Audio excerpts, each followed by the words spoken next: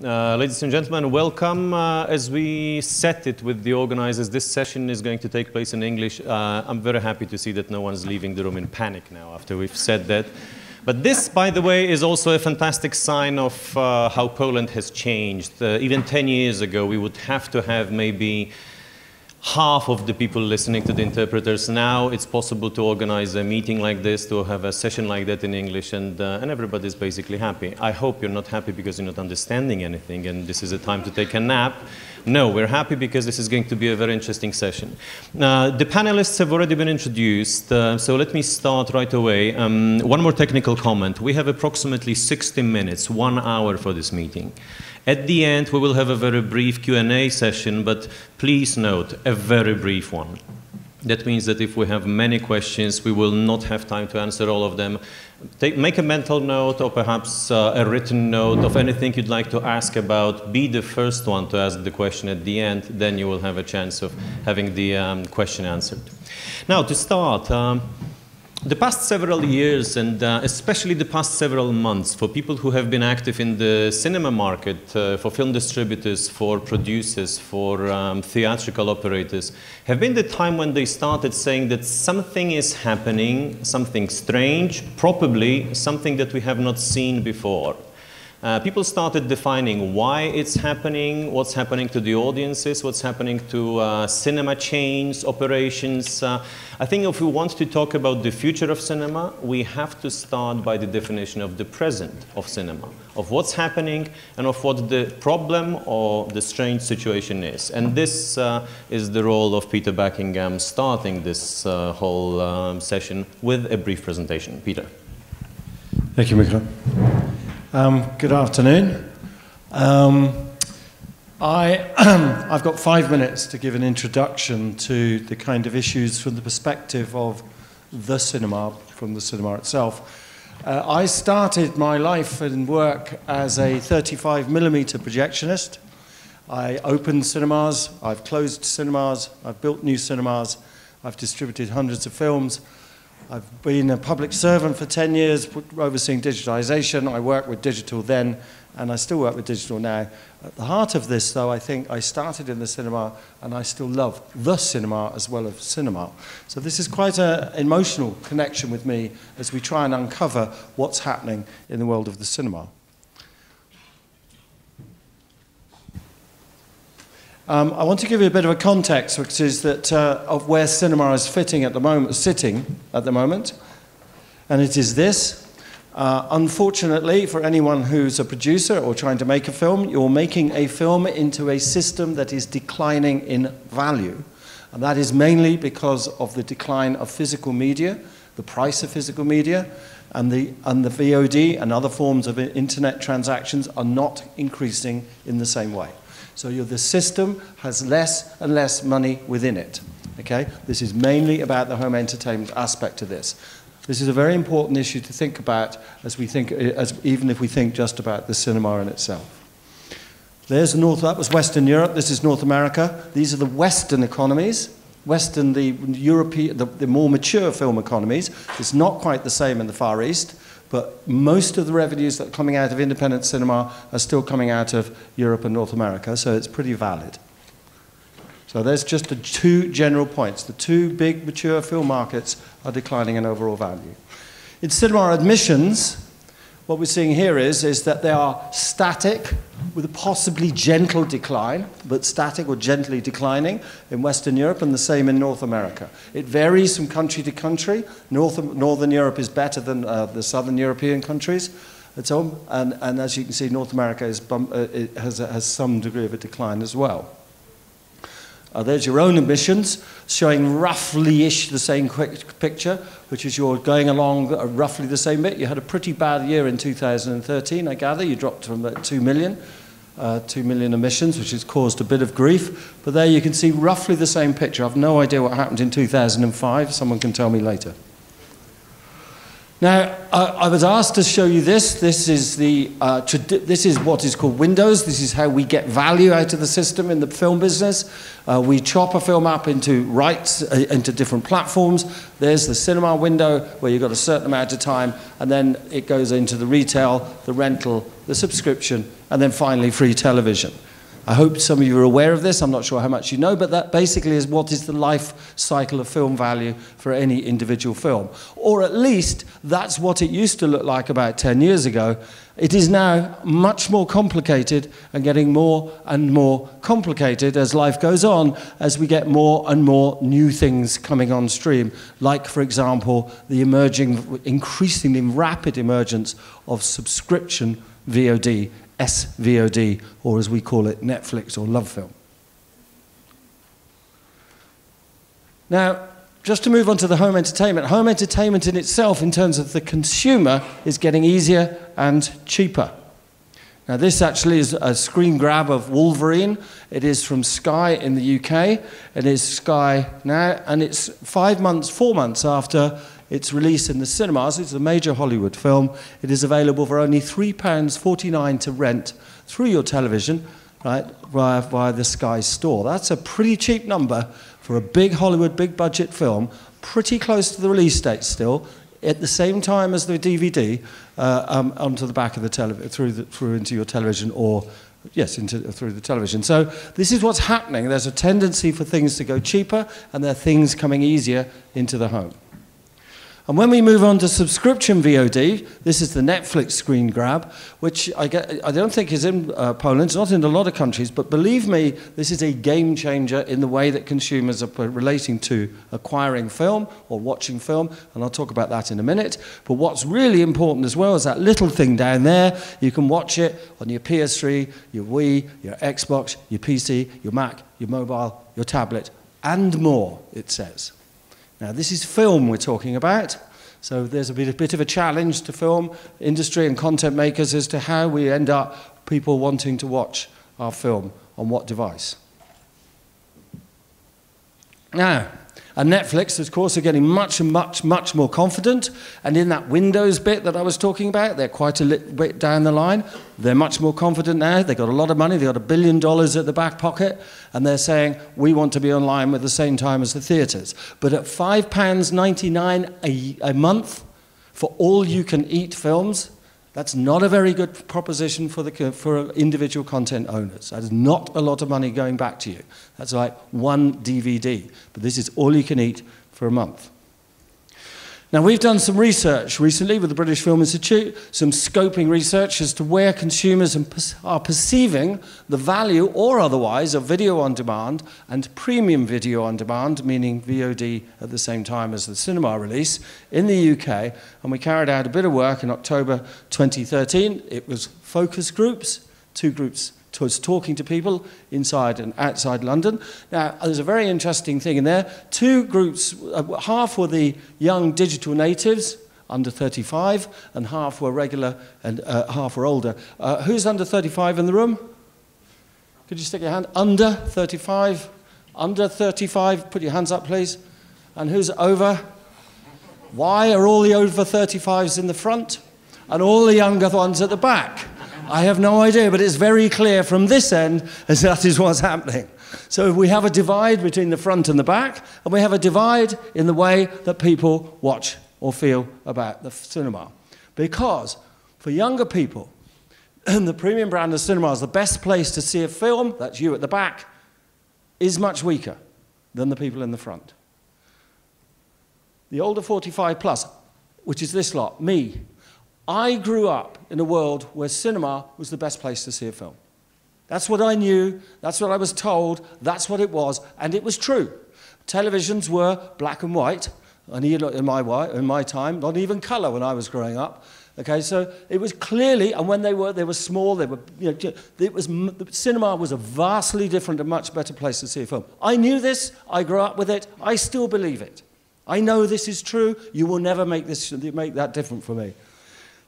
For you, the younger people, and you can tell me if I'm wrong, it's not quite the same. You grew up in much bigger television screens, much different ways of watching a film, many more different varieties. You're much more used to perhaps even seeing something on a smartphone as small as that, which means that what's important to you more is price and value. How much is it? How much is it going to cost me to see this film, rather than I want to go and see it in the cinema, what is the ticket price? And conversely, when it comes to me and my home entertainment, I like DVD.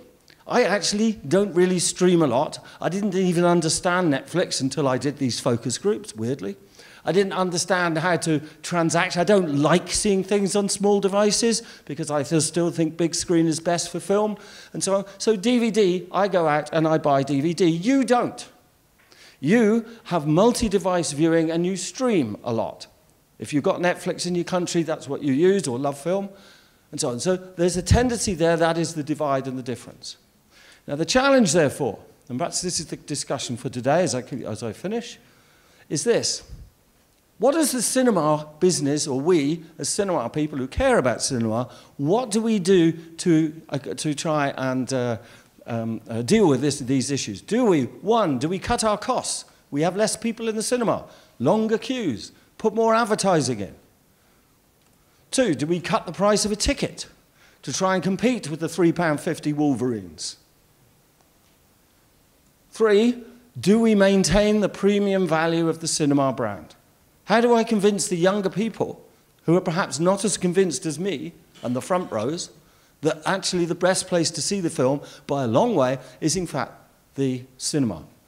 Cinemas have spent hundreds of millions of pounds converting their cinemas to a better viewing experience called digital, and I don't think they've told any consumer at all exactly what that means. It's baffling to me, but that's, I think, what we've done as in the industry. Do you know and do you care if cinema is the best place to see a film? And how do we do that? Or finally, do we just panic? Which is perhaps exactly what some of the exhibitors are doing already.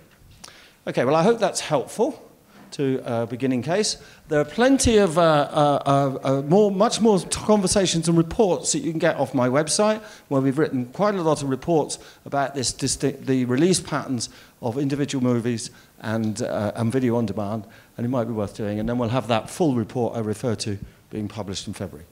Thank you very much.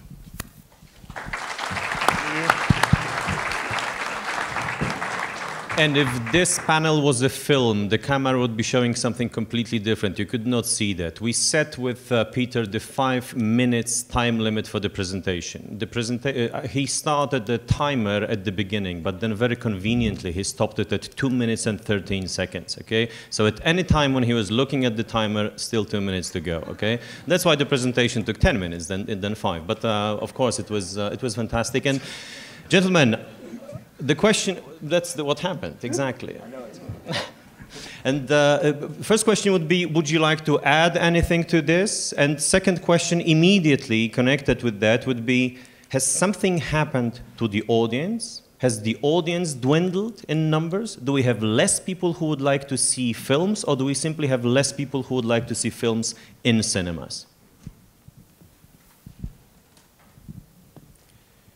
I am Jacques Toubon. And I am speaking not only from a French point of view. French cinema is most important in Europe now, but I try to take a different point of view as Peter.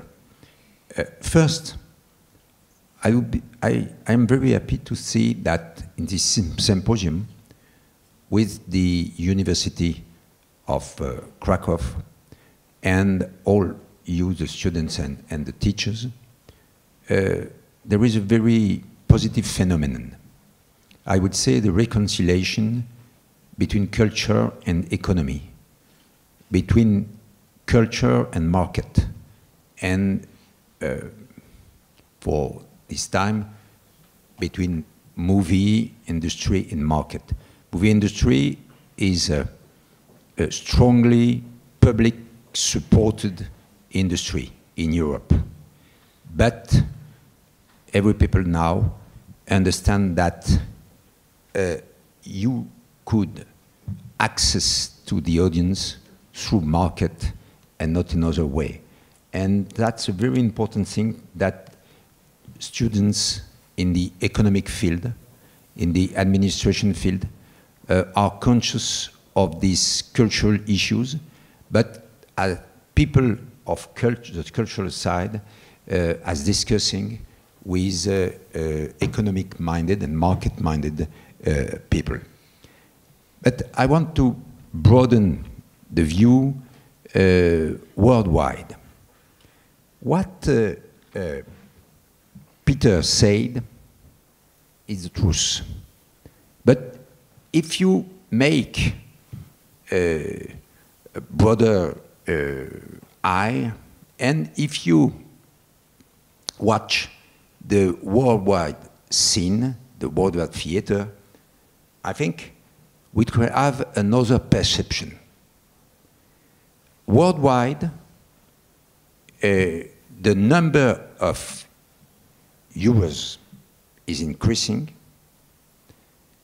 The turnover, the box office, too, and the number of screens. That's true that in Europe, the audiences are slightly declining during the 5 last years. That's true that the part of young people is slightly declining, and that the young people are accessing to films. They are watching films, but on other platforms, digital platforms. And Peter is right on this point. But the tendencies worldwide is not a declining one for the cinema, for the theatrical exhibition of films, but is an increasing tendency. I say that, for instance, for the audiences in the United States, which is the most developed market on the physical market, on the digital market. Netflix is American. And on this market, the number of spectators is stable. 1 billion and 300 millions per year.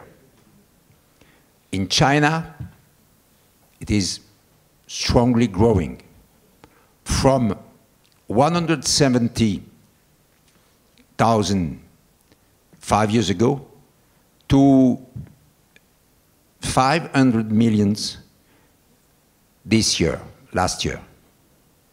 It's the same, for instance, in Russia, in spite of a declining population.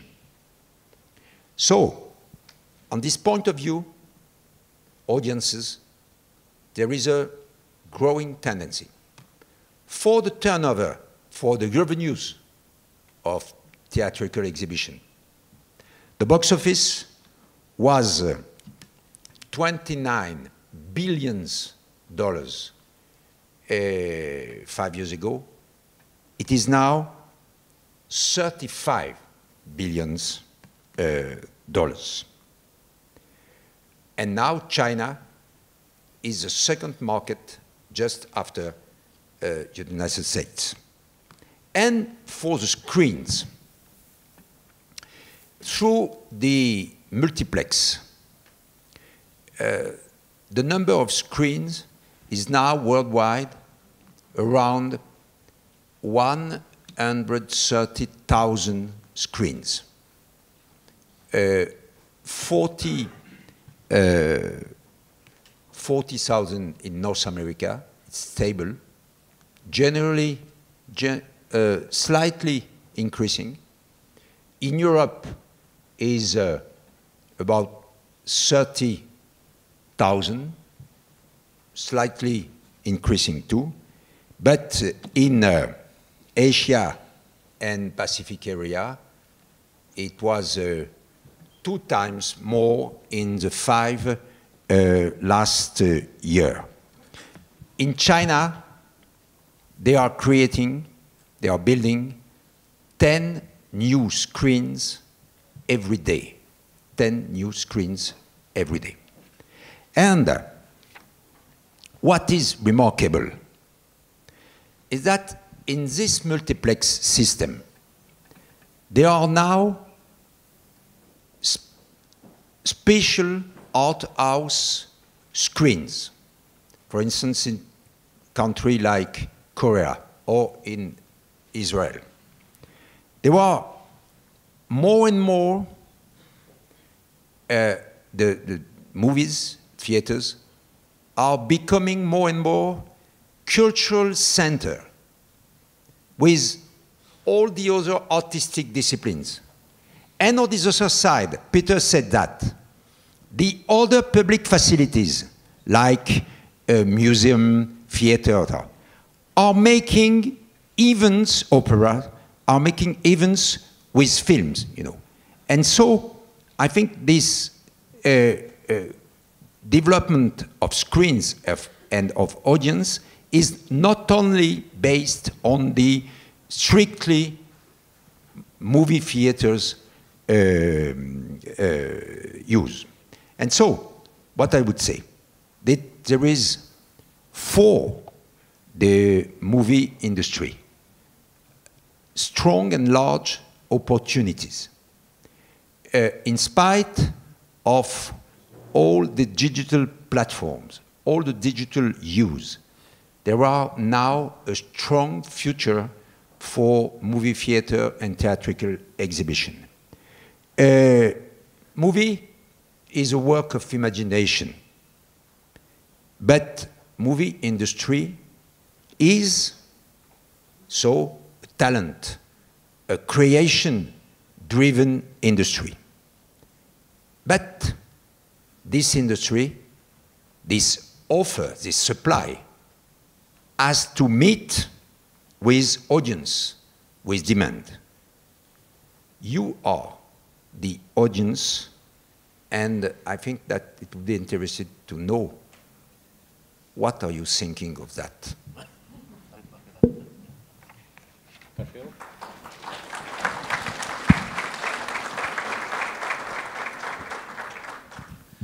Okay, my name is Katriel Schory, and I'm the Executive Director of the Israel Film Fund. I was what Peter called a content supplier. I was for 25 years a producer, and for the past 15 years I'm the head of the Israel Film Fund. During these 15 years I green-lighted and signed over 200 full-length feature films primarily aimed for the cinema. The life of a producer is not an easy one.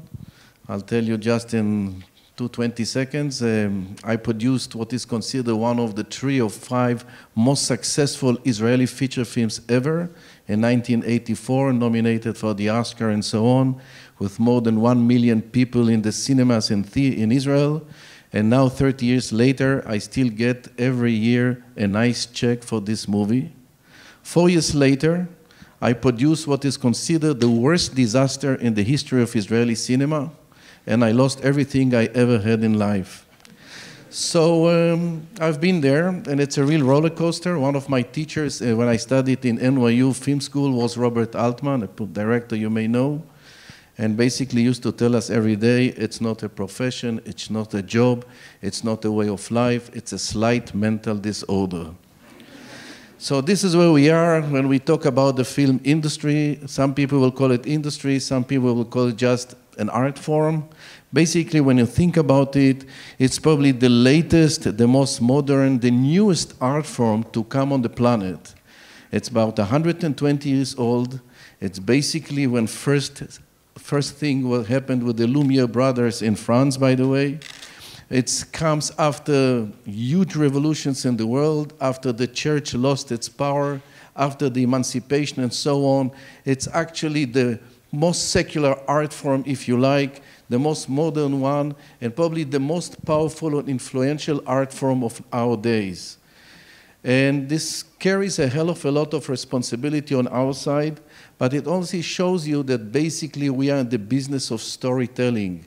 And when you think about it, 1,000 writers living on the Hollywood Hills are telling stories that for millions, and all of us, we go with it. And it's really a specific talent.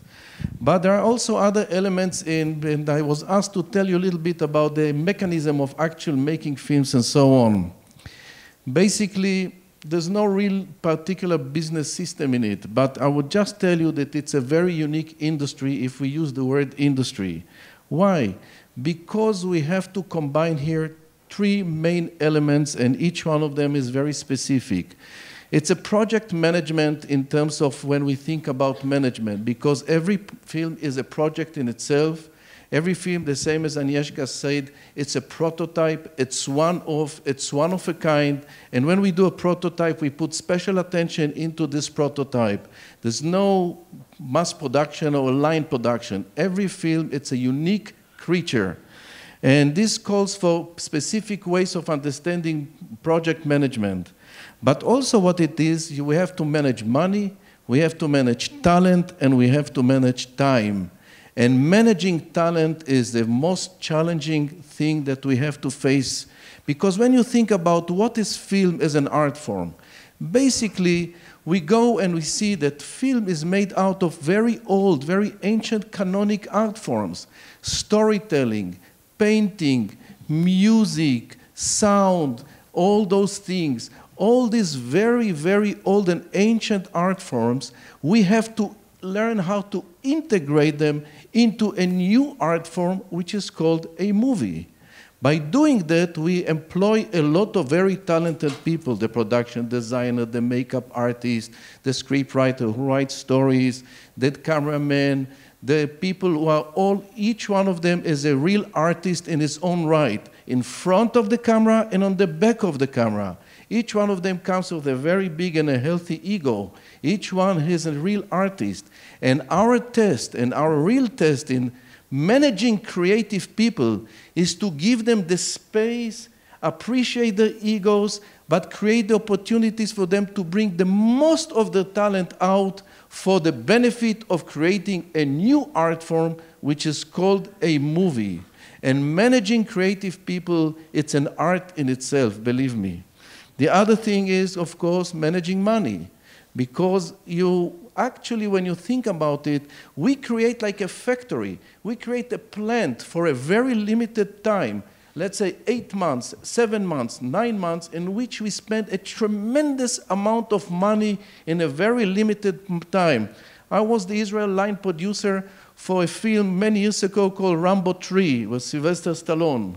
Within 14 weeks of shoot, we spent only on the shoot $14 or $15 million. For $15 million, you built a factory and a plant that can last forever.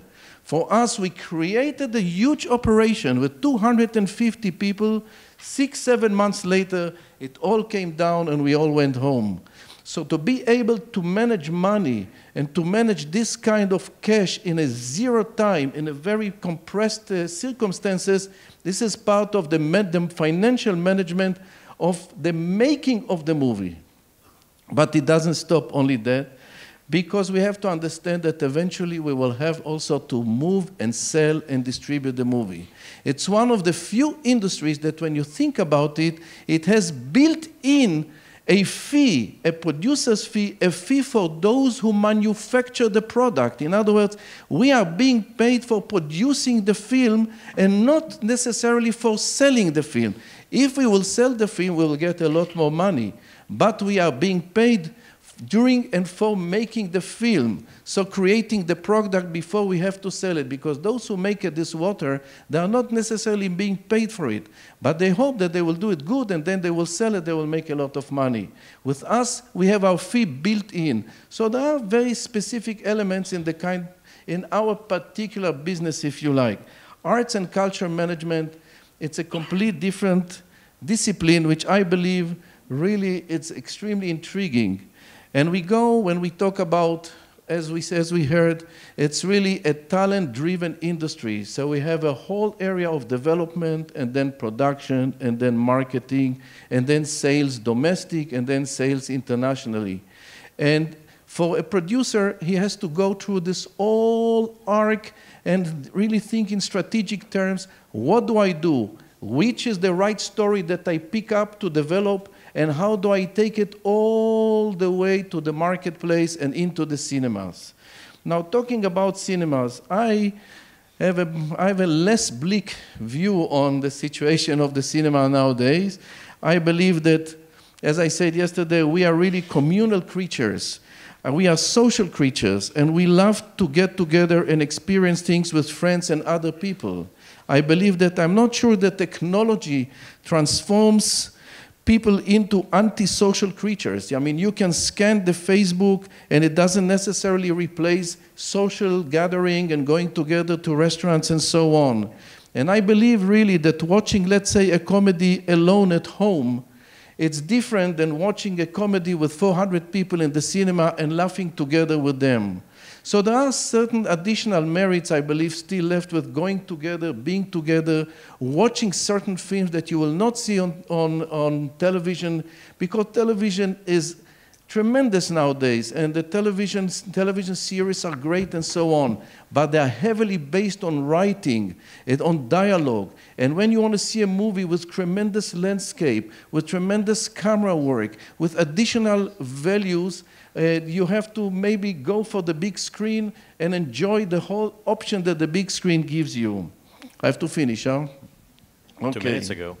So, anyway, so I believe that we all watch today a hell of a lot movies than ever before, but we don't necessarily watch them in the movie theaters. I believe that it's in our hands to create alternatives like second-run cinemas, small places, and so on, that you can see films, or go as my colleague, he was my peer in the same school, George Lucas. We are from the same age and the same year, and we studied together. He was in USC, I was in NYU, and he told me the other day that he believed that there will be fewer, I'm reading, there will be fewer but bigger and luxurious cinemas. A ticket will cost between $50 and $150, like a Broadway show or a football game, and the movie will be in the theater for a year. The concept of event or an evening out. Thank you.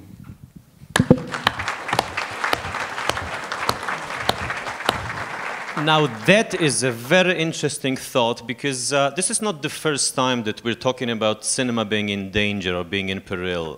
From the very beginning, when some other media were developing, those of you who know the history of media know that every single time the cinema owners, producers were saying, oh, this will kill cinema, okay? When television came up, people were afraid that cinema would just disappear and everybody would turn to television. Some audiences disappeared, but then they came back, because cinema every single time managed to respond with something that was a technological invention that could not be reproduced somewhere else. When television came up, obviously cinema responded with broader screens, with television at the beginning obviously was black and white. Cinema responded with fantastic colors of the Technicolor. Then when when television turned into color, cinema still had bigger screens and suddenly had fantastic sound. Television started to be sold with stereophonic sound. The television programs were broadcasted with stereophonic sound. Cinema came up with surround sound. George Lucas, who was mentioned here, and the Star Wars, the film that actually brought it into, for the larger audiences, and suddenly it was, again, a huge success. So every single time it turned out that cinema managed to respond because other media could not reproduce that. And I think that we are now at a moment that differs from all those previous dangers, because this is not the case now. Cinema has always been the place for the largest spectacle, just as it was mentioned by Katriel a second ago. If you wanted a film with wonderful landscapes, with huge action, you would go to see it on the big screen. But at homes, we have relatively big screens now. Not only that, we also have the types of entertainment, other channels that cannot be reproduced by cinema, like in absolutely incredible computer games, video games, which establish completely new worlds for you, and the entertainment does not last for 90 minutes or 120 minutes like in a cinema, but it takes you days to finish those. So now the question to you, we have so far been talking about film and cinema, less people going to cinemas, but we're still watching films, right? Revenue streams, growing, although the number of people is dwindling in the cinemas, but of course they're paying for some other channels. Do you think the difference, the danger now is temporary or is it permanent? Is the situation going to, again, come back to normal, as we said happened before, or are we in a situation where some part of the audiences simply have finally found some other channels, have found computer games, have found fantastic television series, have found other means to entertain themselves, and this is why less tickets are sold? Right. That's a very difficult question to answer, but I think that the first thing, if I can just, I think the first thing is this. I'm not sure cinemas can maintain a technological arms race anymore. I think that therefore that the pace of change is so fast in the home, and the cost of cinema conversion to get a new technology in is so big that I'm not sure it can continue to have big leaps forward. I mean, you know, 3D sound, for those who've ever come across it. So, do you know what 3D sound is? Atmos? Or that kind of thing. It's a brilliant new way of listening to sound in the cinema. It's very expensive to put in. It's object-based sound is what it is, so that you hear the, if this was a cinema, you would hear and a ball was traveling across the screen, you would hear it like that in the room, because they have speakers everywhere, and the mix is done so that you mix the object absolutely in a 3D space, and that's played out in each auditorium. It's called Atmos, is the trade name, or 3D sound. It's a wonderful invention. It's equivalent to 3D in my opinion. So, but it's expensive. So each one is very expensive. So I'm not sure cinema can keep relying upon that. The second point about this, I think, is where the cinema's responsibility lies, and that is that I put that at the last slide. I think the tendency at the moment for exhibition, and there's been a lot of accusations about this, the tendency for exhibition at the moment is to maximize profit by cutting costs. It is not the tendency, where in other industries you can see the way of maximizing profit is by giving the consumer the best experience they can. Cinemas, the multiplex cinemas, are probably guilty of not doing that at the moment and of going for cost cutting rather than enhancing the cinema experience. That's quite a long journey to go, because it's very difficult for equity funds or for private sector investors to see increased costs on something that says that I'm giving a better experience to the cinema. But the third aspect of this actually lies in I think in the content owners or the filmmakers. And that is that filmmakers and films, I think, I think, and this, perhaps you can pick this up, that there's a certain paradigm that's been put in, which is a 100-year-old paradigm. Filmmakers are still making the same type of film that they made 100 years ago, give or take, 90 minutes long, give or take, and so on. It's a static space. Filmmakers are not taking any account, in a way, of the technological changes that would allow a different way of relating to the art form, depending on the platform that you see it in. In what sense? They're not interactive? Well, it's not just a question of interactive. I think it's a much broader aspect of this. And by the way, I'm not going to invent stuff on the panel. But I think that by thinking about if we're asking exhibitors to think about the way you can enhance the experience of going to the cinema, the filmmakers can also ask themselves, how may I enhance the experience of people watching my film across different platforms, including the cinema? So that perhaps it may be worth thinking, it's not just having a film that runs statically the same way in every cinema, the same time, no matter where you are, when you are, who's watching it, or indeed where you watch it. On this, it's exactly the same movie, playing in exactly the same way and exactly the same time. It may be that that filmmakers might need to loosen up a bit and consider, how can I enhance the experience of the consumer when they watch my film? And that is the same question I think that exhibitors need to answer. If those two get into play, and the cost cutting, etc., then maybe we can get some form of, excitement back into the world of cinema in the more mature film economies, at least. Will you comment on that? Well, you were talking about the flexibility of exhibition to a certain extent, in one way, a new flexibility.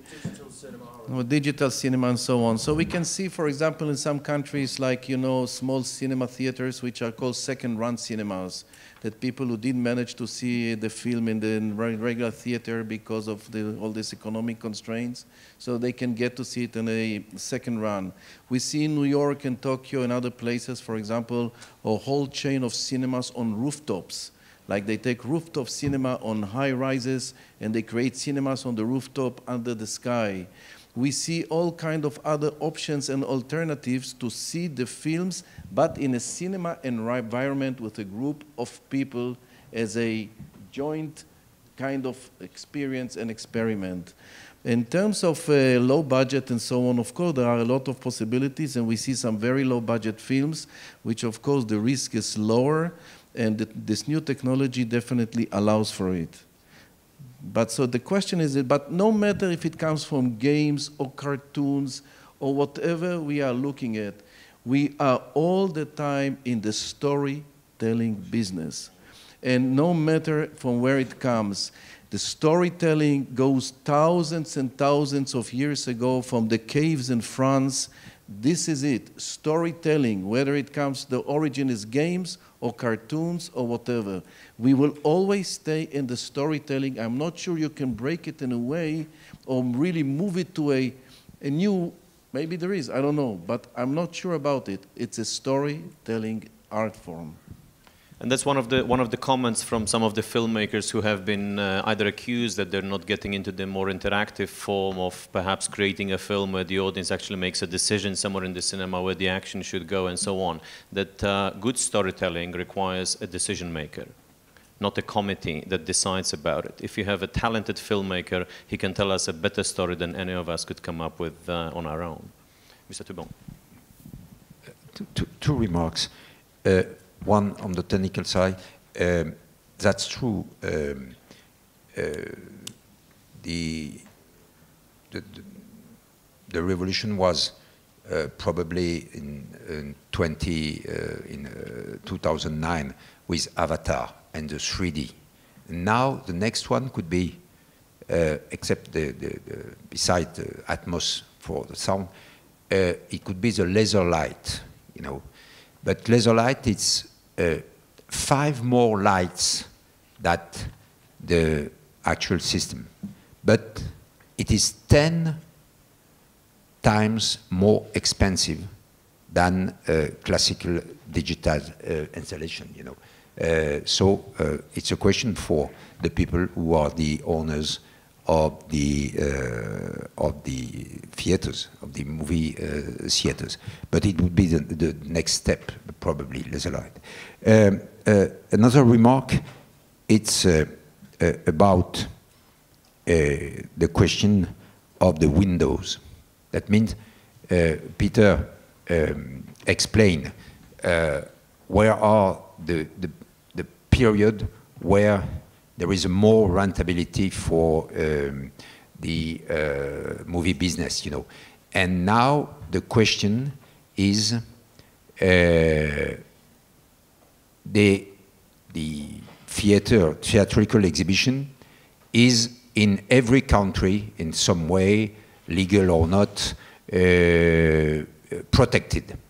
Again, the other way of showing, of screening the films, you know. In France, there is a very strong, in France, for instance, there is a rule which could be considered as ridiculous. You can't, you are not allowed to show a film on a video platform before 32 months after the release in a theater, you know. That's too long, you know. And that's an issue. Because, third remark, that's related to one of the, I say, big challenge is piracy. Because in the digital way of access to films, there is 2 ways, a legal one and an illegal one. And if you take the example of music, in Europe, 18% of the music, of the access of the internet users, is through an illegal way, illegal platform and BitTorrent, exactly. In spite of iTunes, Spotify, Deezer, and the other, you know. For movie, for video, for TV series, the piracy is strongly beginning. It's a very good danger, you know, because in the piracy access, in the pirate access, there is somebody who earns a lot of money. It's the service provider, the people of the computer, the software people, all this, the telecom operator, they earn a lot of money. But with the piracy, the producers, the creators, the writers, the actors earn nothing because they couldn't get their author's right and their what we call intellectual property right. And that's a very, very fundamental, issue. It's very easy to pirate. It's very easy to get a film or a music without paying anything. But we have to think to all the ecosystem. There is somebody who earns Google, for instance, or Apple. We earn a lot and a lot of money. And there are people like Katriel who are losing a lot and a lot of money. And if they don't earn money with their creation, they would stop to create. And they would begin and become a civil servant or bankers. Let me just comment on that, of course this is not an anti-piracy panel, and I have doubts if you know, fighting piracy would actually bring people back to theaters. It would probably make them, if we found a model to make it easier for them to access legally some audiovisual material over the internet, they would get that rather than simply move back to the cinema. This is going to be my final question before we get to the Q&A, and it relates to what Katriel mentioned before about this concept from George Lucas, that cinemas will have, you know, certainly much less of the buildings themselves, that the tickets will cost 50 to 100 zlotys or dollars, and that it's always going to be an event.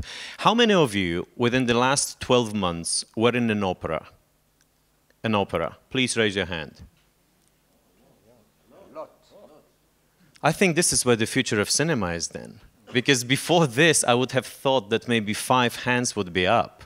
We think of the opera as a place that, well, basically hardly anyone ever visits nowadays. It's not even niche.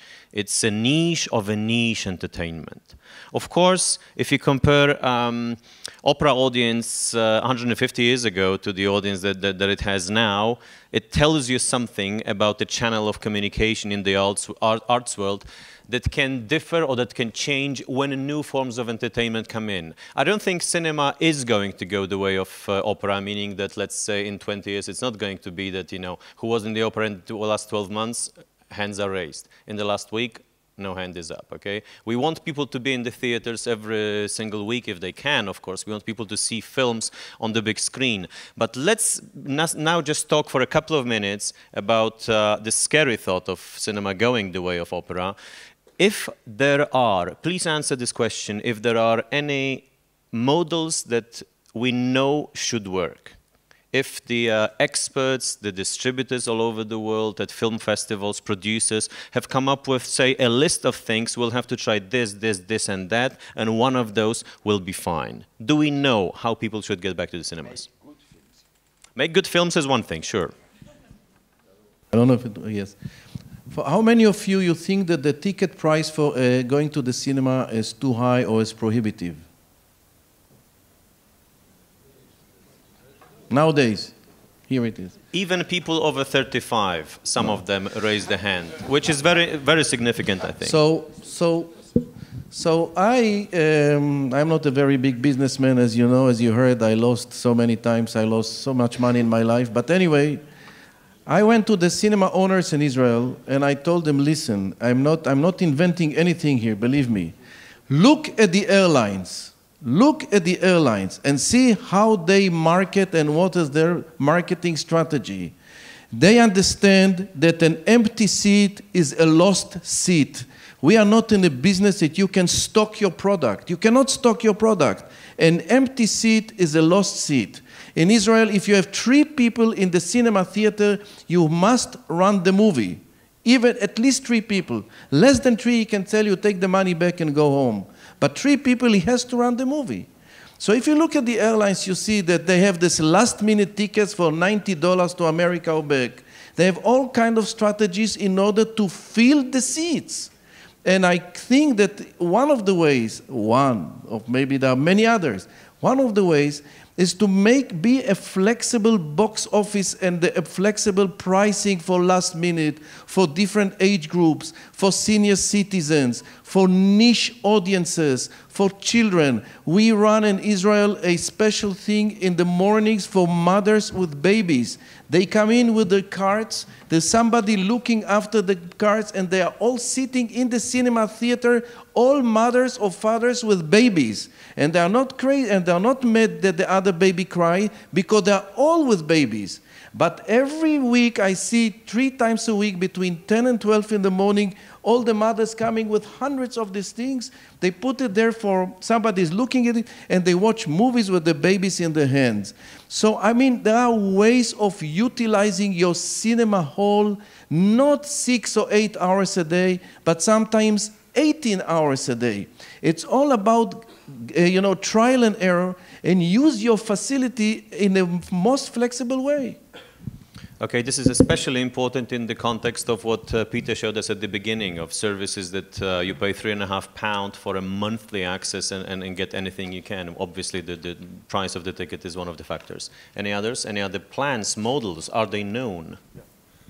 Well, I'm sure there are examples here, but I refer back to this whole issue of the relationship between the cinema and the customer. I've been involved in creating a single-screen cinema in a part of London. It's got a bar, it's got a members bar, it's got a very nice restaurant with it, but it's only 130 seats. It's a beautiful auditorium, but it's only 130 seats, single screen. And 10, 15 years ago, that would have been a disaster, because single-screen cinemas don't work. They just don't work. And I was guilty of that. They don't work. Anyway. Well, this cinema, in the week just gone, on playing 12 Years a Slave, has just taken £28,000, which is 5 times that, is 120,000 lotties, if I got my money, if I got my exchange rate right. It's a huge success. And people are absolutely loving this place because it's beautifully done, tailored for their needs, very friendly staff, lots of other, it's a day out, an evening out, it's an event, you get a food and everything. So the whole experience is not just what happens in the auditorium, it's what happens before, and it was what happens afterwards. In other words, there's a whole holistic view of that. And there's one more example from something else. This is a movement that I rather pretentiously call real cinema. And that is another one, which is another single-screen cinema, this time outside of London, which is even worse, because you have a lower ticket price and therefore has no chance whatsoever of succeeding. This man is a 60-year-old film fanatic in the Rex, R-E-X, cinema in Berkhamsted. It's worth looking up on Google. He plays films not on the date, he plays them second run. He plays lots of different films at different times. And if you look on the website, you'll see sold out across nearly every single one. He sells it's a 400-seat cinema. He sells out nearly every single time. He's moving in, he's taking over an old cinema in St Albans. It's an old Odeon. I hate Odeon cinemas. I think they're the worst cinema company running, by the way.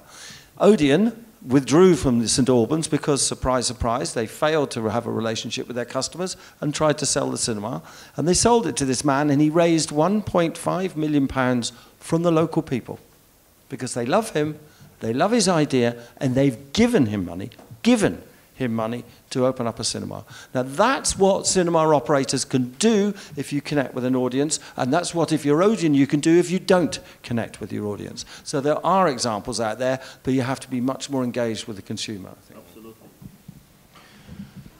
Well, then it seems that one of the ideas was lower prices, another one was different cinema experience, a relationship between the cinema or theater operators and the audience itself. I don't think a good concept would be to change the very concept of film. We want to see film as it is, probably, instead of choosing something interactive in the cinema. Any more comments in here? Well, then we have time for a couple of questions. If you have comments, questions, please come up with them. In Polish or in English? Yes, sir. Shall we deliver you the mic, or how's your throat? Okay, I'll try. That's good. I have an idea because there was many thoughts with many points I agree, some I have some my other thoughts. But the only one thing I would like to say: have you ever been in a movie theater in Poland? No. No, I did not. No. Okay. Let me comment on this. Yes, one yesterday. Yeah, yesterday. They were yesterday for a panel, but let me comment on this. One of the 3 cinema chains we have in Poland is an Israeli cinema chain, Israeli-owned, right? Cinema serie. Used to be. So please. And 2 are English, yeah. I have a question for you. Give a guess. How many minutes of a commercial you have to watch before the movie? 35 minutes. We have so many different things to choose from, so many entertainments we can choose. So we have much less time for one of them. I can play a video game, I can watch a movie, I can go with my friends out, lots of things. My time is still, fortunately, 24 hours. So I don't want to lose any of it. So I believe that's one of the... That's a beautiful comment. We spoke about this morning, and Peter was absolutely shocked when I told him that when I went to see, I think, The Hobbit with my kids, we waited for 35 minutes before the film started. But please remember that what was just mentioned here is a part of the relationship between the cinema chain or cinema owner and the audience, right? We need to feel respected by those people instead of just being abused by them because they took the money for the ads and we were not informed how long it would last, right? Any more comments?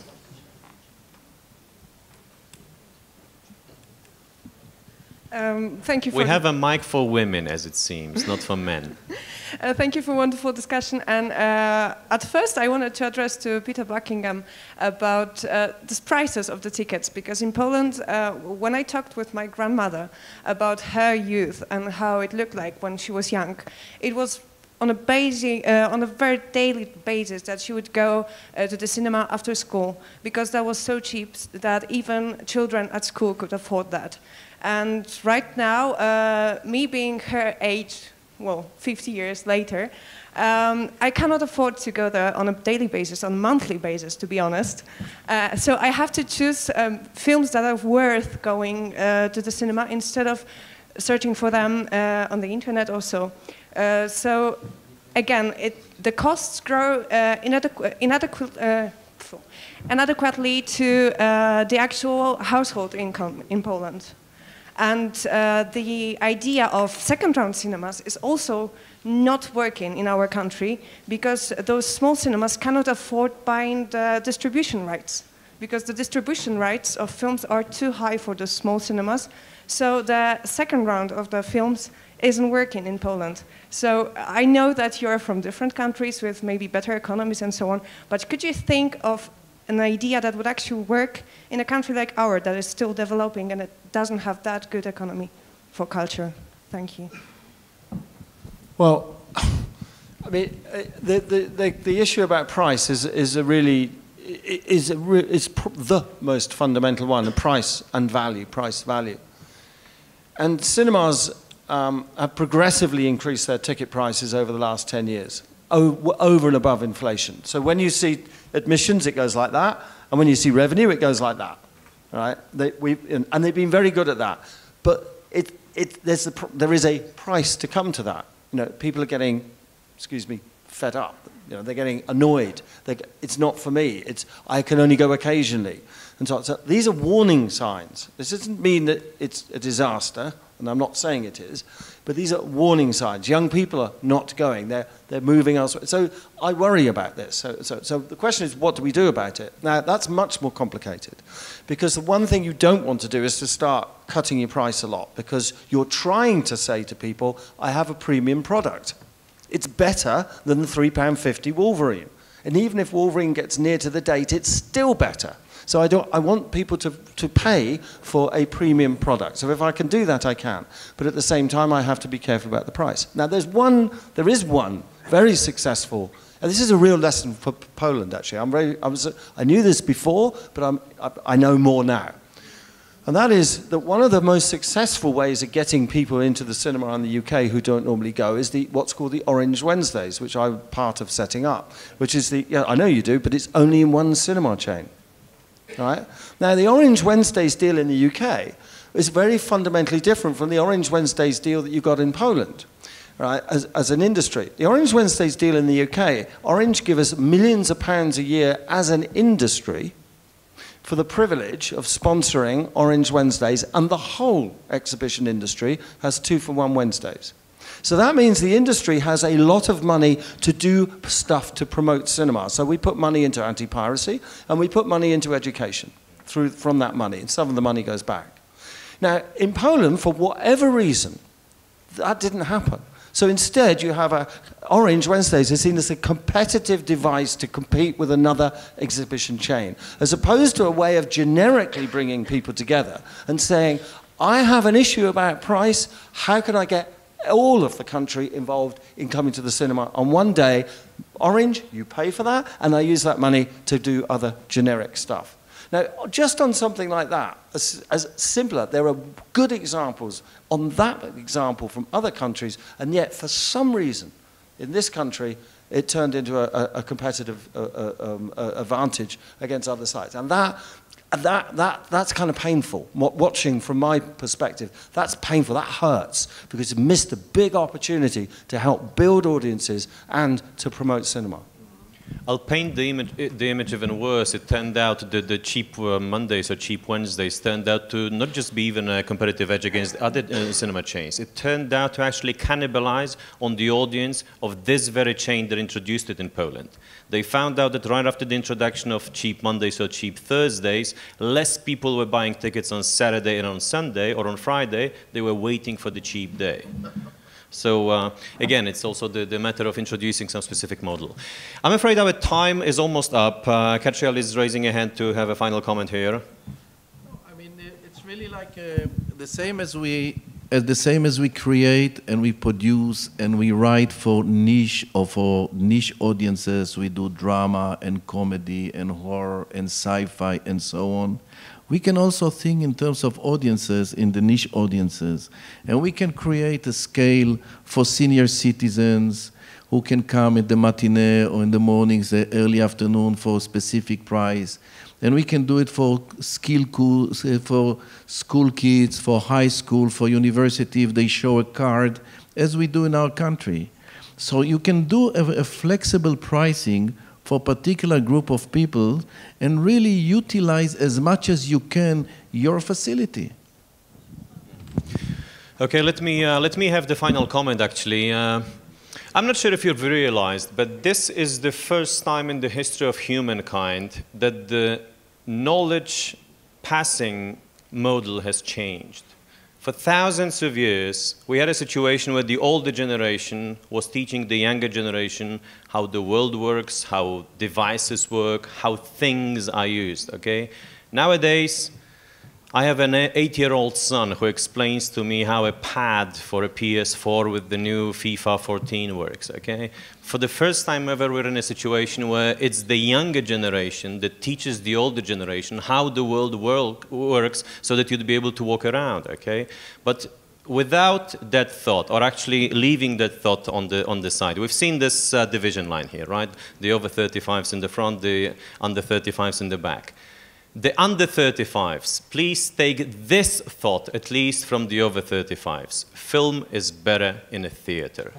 Film is better on a big screen, okay? We need to find the right model to make more people come back to the cinemas, but let's take at least this lesson, okay? We need a model to do that because we need a better experience, the best experience there is, and it's the cinemas that should deliver this experience to us, should offer it to us. Gentlemen, thank you very much for the time you found. Thank you very much for your participation.